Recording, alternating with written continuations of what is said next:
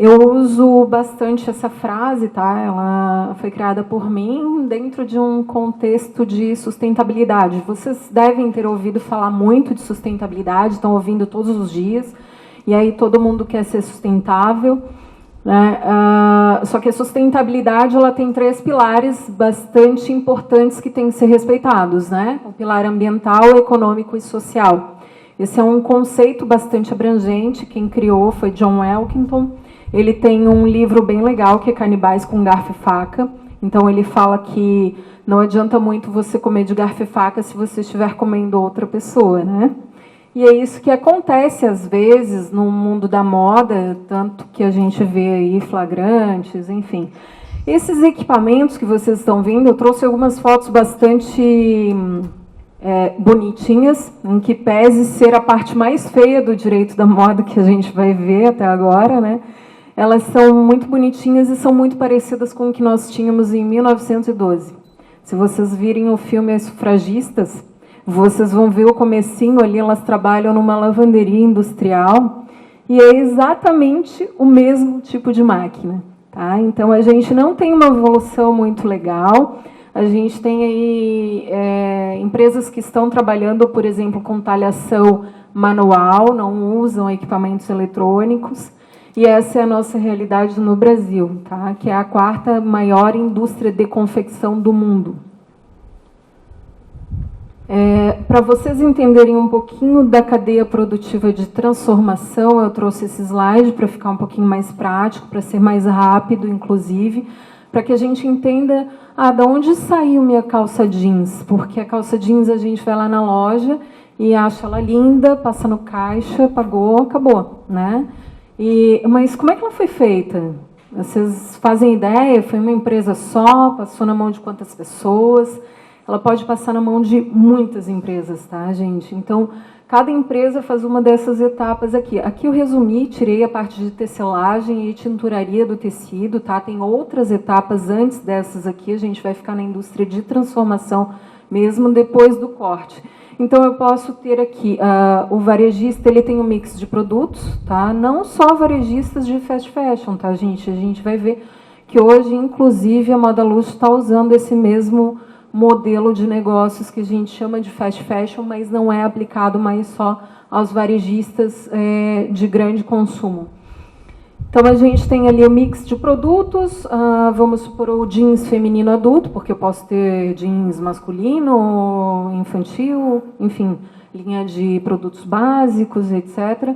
E a gente vai fazer encomenda, eu sou varejista, vou fazer encomenda para o fornecedor. Esse fornecedor, às vezes, tem algum processo produtivo e, às vezes, ele não tem processo produtivo nenhum dentro da empresa dele, tá? Às vezes, é uma pessoa só no fornecedor, um desenvolvedor, ele vai desenvolver amostras todas em ambientes terceirizados. E aí nós temos aqui uma quantidade de subcontratados ilimitada. Tem um erro ali em subcontratados. A gente vai ter empresas de corte, podemos ter aqui, dependendo da quantidade de peças que forem encomendadas, várias empresas de corte, não é uma só. Tá? Então, ela vai talhar o produto, vai passar para costura, vai ter uma parte de costura. Então, quantas operações a gente tem nessa costura? A gente tem cerca de 11 operações numa calça jeans na parte de costura. Leva mais ou menos 34 minutos se ela for feita dentro de uma mesma empresa. Mas a gente tem aí questões de cronometria que sabe que não podem ser atendidas porque às vezes passam para outras costuras por causa das diferentes máquinas, dos diferentes tipos de máquinas utilizados. Depois a gente tem uma parte de lavanderia bem agressiva, tá, gente? Então, assim, quando a gente quer aquele puidinho da calça jeans, saibam que ele é feito, às vezes, principalmente no Brasil, porque apesar de nós termos máquinas a laser para fazer esse processo, a gente usa muito mão de obra humana mesmo, aplicado um químico, eles fazem lixagem. Então, cada calça é trabalhada uma a uma. Às vezes com pedra, às vezes com lixa. Existem vários processos para chegar em cada tipo de produto que a gente usa, tá? A lavanderia também tem questões ambientais bastante sérias que têm que ser trabalhadas, tá? Ela não pode ter aí a dispensa do lodo, que a gente chama, que é um resíduo que sai na água em razão dos processos industriais de lavanderia. Tem a parte de acabamento, que até a colocação do botão pode ser feita em empresas diversas. Tem a parte da revisão, que daí é tirado cada linhazinha que ficou fora do lugar, que também é feito em empresas diversas. A embalagem, então tem empresa para fazer a embalagem da calça jeans. E daí vocês me perguntam, meu Deus, mas que logística é essa? Assim, supply chain de varejo é algo terrível, porque o lead time, o tempo que a peça precisa chegar no consumidor, ele é muito curto, né? A gente sabe que a moda é líquida, então, assim, quem é o consumidor que hoje viu a moda lá no Instagram, que alguém usou, uma influenciadora usou, ela quer aquela peça amanhã, ela não quer aquela peça daqui a 6 meses. Então, precisa ter uma eficiência da indústria muito grande, tá? E a logística é parte disso. Aqui a gente vai trazer, é nessa parte ali da cadeia produtiva que acontecem as questões de flagrante de trabalho análogo escravo, dumping social, trabalho infantil e outras coisas que a gente vai ver aqui para frente, tá? Então, a normatização mundial, porque a gente fala muito assim, porque o Brasil regulamenta muito, porque o Brasil não tem condições flexíveis de direito do trabalho. Esqueçam isso, tá? A cadeia de moda, ela nos mostra bastante que não é o Brasil que regulamenta, mas o mundo inteiro. E isso é em razão do que o consumidor exige, da postura que o consumidor exige das empresas produtoras de moda, tá? A normatização mundial é bastante extensa, eu trouxe aqui um apanhado do que a gente tem acompanhado. A Convenção 29 e 105 da OIT, ali, elas tratam especificamente de trabalho análogo ao escravo. E daí tem os outros pactos, tem ISOs, vocês podem ver aqui a ISO 26000, a SA 8000, que é Social Accountability, e a ISO 45001, que é bastante recente, que vai tratar de segurança do trabalho. Todas essas normativas, elas são consideradas na indústria produtiva de moda, tá? A normatização no Brasil, a gente tem, é extensa também, tá? Tem mais coisas do que o que está exposto aqui, mas eu quis fazer um resumo, depois eu vou explicar melhor aqui as questões de trabalho análogo ao escravo, que a gente não pode deixar de falar, porque tem muito flagrante no Brasil, né? Não só no Brasil, mas no mundo. E aí, como é que a gente identifica o trabalho análogo ao escravo? Tem algumas questões, tá, no Código Penal, artigo 149, e ele traz um rol, e quaisquer das opções do rol, não é que todo aquele rol tenha que estar presente, quaisquer das opções do rol vai indicar que existe trabalho análogo ao escravo. Então, tem lá no rol jornada exaustiva. Se você tiver jornada exaustiva na sua empresa, você pode estar cometendo crime de trabalho análogo ao escravo. Então, tem que avaliar bem o que é, o que não é jornada exaustiva, o que é uma condição degradante de trabalho. E esses conceitos, eles são muito abertos. Nós não temos um conceito formado, eles são bastante abertos ainda. Eu trouxe aqui as questões de formulário de referência, de riscos da Comissão de Valores, porque isso aqui é muito importante, tá, gente? Eu vou mostrar lá na frente. No final, eu vou mostrar um case relacionado à questão de formulário de referência, porque a gente fala muito assim, regulamentação, está preocupado com se tem ou não tem, se é causa trabalhista ou não é, mas isso aqui ultrapassa um pouquinho, tá? Quando o investidor vai comprar uma ação de uma empresa, a maioria das empresas de moda hoje no mundo são SAs. E as SAs, elas colocam as suas ações disponíveis na Bolsa de Valores. Quando um acionista vai comprar uma ação, quando o investidor vai fazer uma compra, ou quando vai ter um investimento, mesmo um aporte de capital, quando a empresa precisa, eles vão buscar o formulário de referência. Vocês podem buscar no Google, todas as SAs têm um formulário de referência aberto na internet. Tá? Isso aqui está disponível para vocês verem. Lá dentro vão aparecer todos os riscos dessas empresas. Então, os riscos de capital, o risco de investimento, os riscos jurídicos estarão todos dentro. Os relatórios de sustentabilidade, que hoje também são exigidos pela CVM, tá? Então, é uma exigência. Isso aqui, a empresa SA, ela não pode dizer que não vai fazer. É uma exigência, tá? Então, os relatórios de sustentabilidade, imagina alguém fazendo um investimento numa empresa que teve trabalho análogo ao escravo flagrado, ou que não respeita o meio ambiente, que daqui a pouco vão pegar etiquetas dela lá no riacho, né? Então, isso é bastante preocupante para a indústria. Eu estou com frio, gente, eu vou para o lado de lá. Vou ficar desse ladinho. Não, aqui tá bom. E aqui adiante a gente tem eu trouxe essa resolução, tá? É uma resolução do Banco Central. Ela fala de crédito rural, mas essa resolução tem sido usada de forma análoga para outros investimentos. Então, se você quiser buscar um recurso junto ao BNDES ou qualquer outro banco público, você vai perceber que muitas vezes vai ter a negativa em razão de ofensas a questões trabalhistas, direitos trabalhistas ou ambientais. A Lei Bezerra é uma lei criada em 2013 e ela caça a inscrição no ICMS no estado de São Paulo de empresas flagradas em trabalho análogo ao escravo.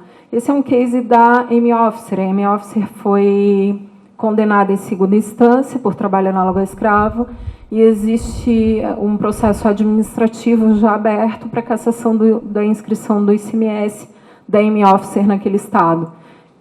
A gente sabe que o estado de São Paulo é o maior estado consumidor do Brasil, então a gente entende o que pode acontecer com a empresa nessa situação. Eu trouxe aqui a questão da lei federal, a lei de terceirização. Essa lei foi criada em 2017. Vocês sabem que nós tínhamos aí uma questão de terceirização que tinha súmula 331 do TST. Ela não nos esclarecia muito se podia ou não podia. Agora a gente tem mais liberdade para contratar terceiros, mas essa liberdade ela também tem restrições. Eu trouxe as duas que eu entendo que vão impactar muito na nossa cadeia produtiva de moda de Santa Catarina. A questão de contratar somente pessoa jurídica de direito privado, então eu não posso ter lá um MEI, eu não posso ter um empresário individual, porque eles não são pessoas jurídicas de direito privado. E eu preciso ter um capital social compatível com o número de empregados. Eu fiz um resuminho aqui, tá? É um pouquinho mais extenso.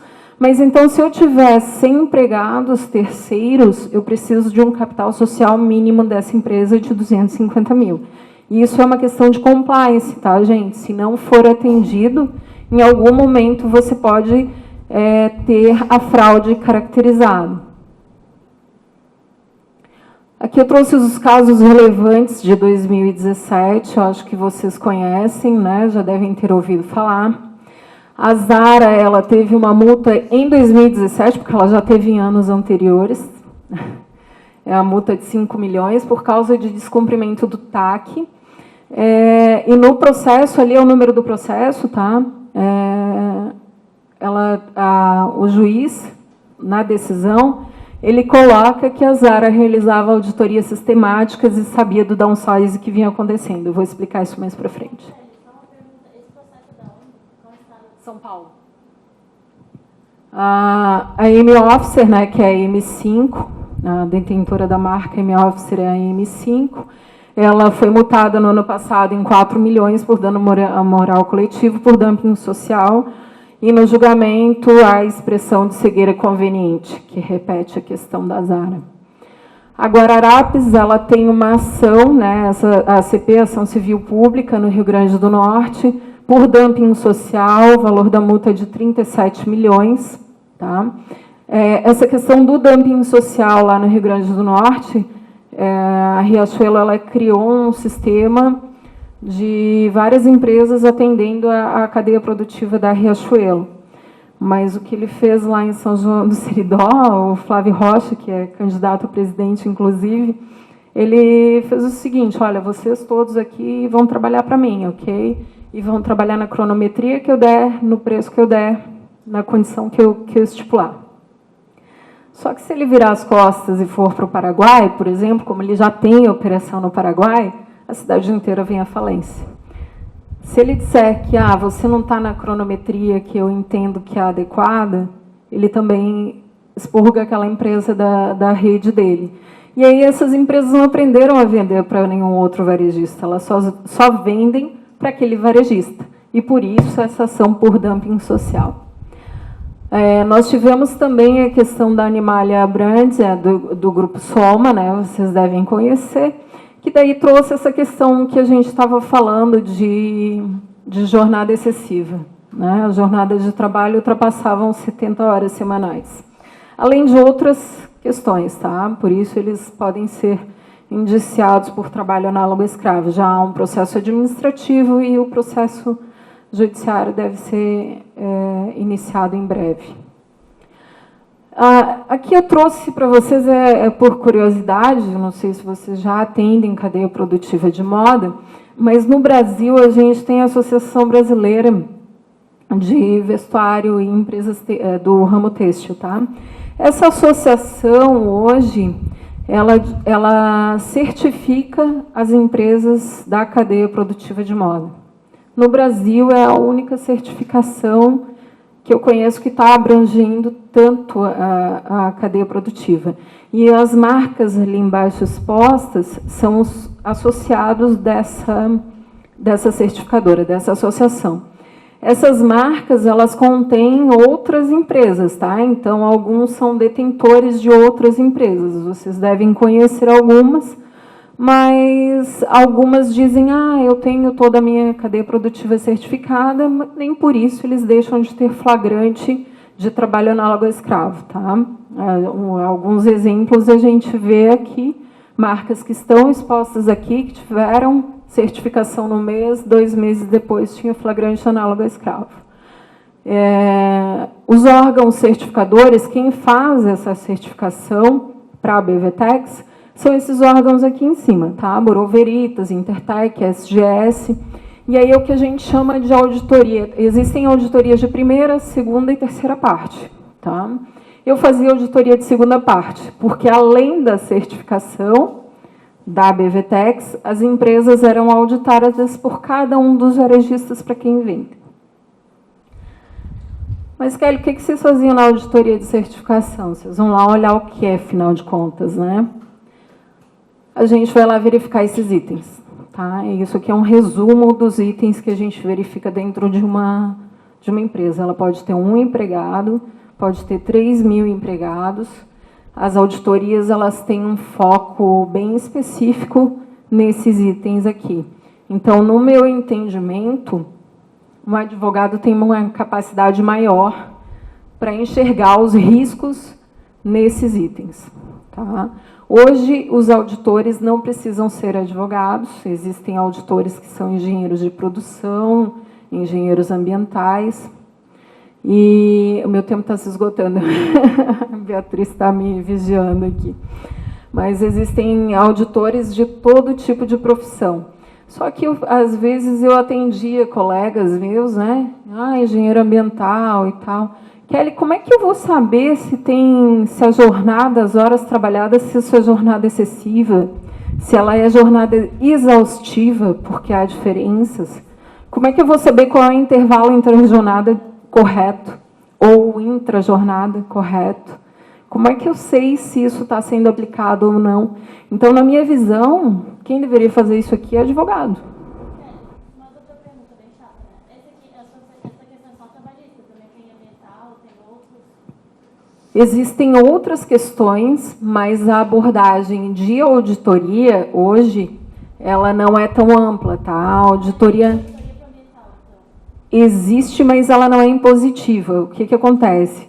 Se você tiver esses pontos aqui, eles suspendem a cadeia produtiva.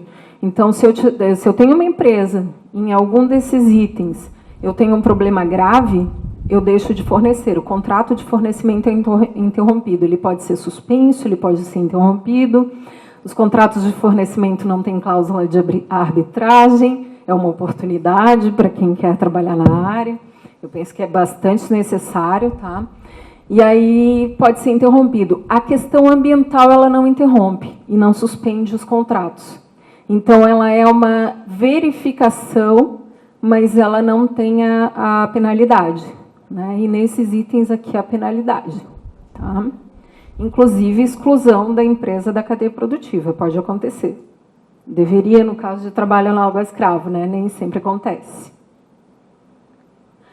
Aqui é um relatório de transparência, o Fashion Revolution ele faz essa análise todos os anos, tá? O link para quem quiser conhecer melhor está ali embaixo. Ele é um relatório mundial de transparência na indústria têxtil, na indústria de moda em geral. A gente vê aqui esses percentuais, ninguém passou dos 60%, tá? Então, eles têm alguns critérios avaliados, né, além daqueles que a gente colocou ali na auditoria, tem critérios ambientais e de política. E a maioria das empresas tem algumas que tem de 0 a 10%. Por exemplo, a Amazon, você não sabe se o produto que você está comprando dela é sustentável ou não, se usa trabalho análogo escravo ou não, enfim. Alguém aqui falou que horror, é um horror mesmo, gente. As que estão melhores, pontuadas, ainda não passaram dos 60%, tá? A gente não tem nenhuma em 100%, infelizmente. E aqui eu trouxe para vocês um case, tá? Da Cia Hering, que é uma empresa de Santa Catarina, apesar de ter operações em outros estados. E aqui é uma parte do formulário de referência deles de 2017, que é o formulário de referência que eu estava falando lá sobre a CVM, quando o investidor pretende fazer aporte ou comprar ações, enfim. E aí é colocado aqui pela companhia que, apesar de que ela estabelece contratos com as empresas terceirizadas, ainda assim pode correr o risco, tá? Então, pela legislação trabalhista, fraude, responsabilidade subsidiária, e o provisionamento deles para esse tipo de ação é de 1.600.000. É baixo, tá? Tem empresas que têm mais de 15 milhões de provisionamento. Só que vocês sabem que dinheiro custa caro, né? Então, a gente acha baixo esse provisionamento, só que qual é a empresa que quer ficar com dinheiro parado esperando para ver se vai ganhar ou perder o processo, né? Então, esse provisionamento ele custa muito caro para as empresas. E vai aparecer lá no formulário de referência, tem risco, enfim. Então, se você for comprar ação, tem que avaliar. E aí tem uma pergunta dentro do formulário que me chamou muito a atenção. Você tem política de responsabilidade socioambiental? Não. E aí é que está, o pessoal não costuma chamar as auditorias de... elas não são auditorias jurídicas, elas são auditorias de responsabilidade social. Algumas empresas não têm política de responsabilidade social, eu penso que é uma oportunidade, né, para que a gente atue com mais pontualidade, né, para que os advogados atuem com mais pontualidade em relação à formação de política de responsabilidade socioambiental, porque é dentro dela que vai tratar também de questões trabalhistas, de questões societárias, como nós vimos antes, que vai impactar em situações de dumping social e outras questões. Para isso, gente, eu tentei ser breve porque tem muito assunto, tá? É um assunto do qual eu gosto bastante, tem muito assunto, tem muita coisa para ser estudada, mas a gente precisa fazer o mais breve possível quando vocês tiverem a oportunidade de nos acompanhar em outras situações com um pouquinho mais de tempo. A gente está aqui para isso. Obrigada.